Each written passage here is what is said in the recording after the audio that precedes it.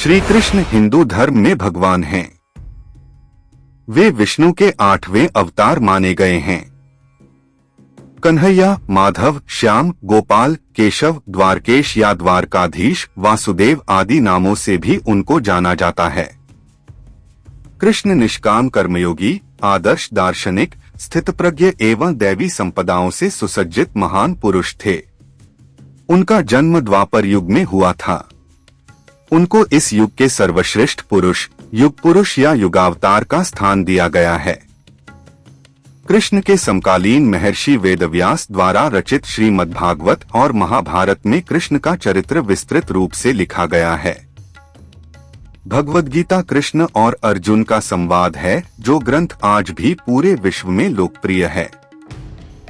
इस उपदेश के लिए कृष्ण को जगतगुरु का सम्मान भी दिया जाता है। कृष्ण वसुदेव और देवकी की 8वीं संतान थे। देवकी कंस की बहन थी। कंस एक अत्याचारी राजा था।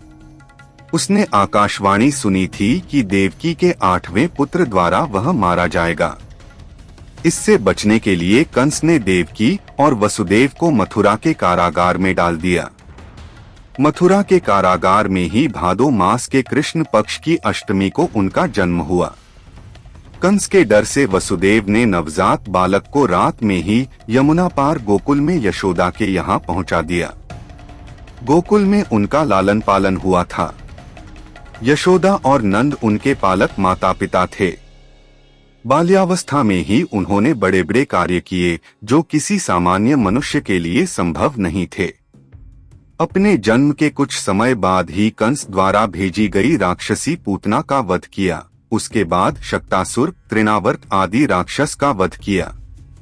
बाद में गोकुल छोड़कर नंद गांव आ गए। वहां पर भी उन्होंने कई लीलाएं की, जिसमें गोचारण लीला, गोवर्धन लीला, रास लीला आदि मुख्य है। इसके बाद मथुरा में मामा कंस का वध किया। सौराष्ट्र में द्वारका नगरी की स्थापना की और वहां अपना राज्य बसाया। पांडवों की मदद की और विभिन्न संकटों से उनकी रक्षा की। महाभारत के युद्ध में उन्होंने अर्जुन के सारथी की भूमिका निभाई और रणक्षेत्र में ही उन्हें उपदेश दिया। 124 वर्षों के जीवन काल के बाद उन्होंने अपनी लीला समाप्त की। उनके अवतार समाप्ति के तुरंत बाद परीक्षित के राज्य का कालखंड आता है। राजा परीक्षित, जो अभिमन्यु और उत्तरा के पुत्र तथा अर्जुन के पौत्र थे, के समय से ही कलयुग का आरंभ माना जाता है।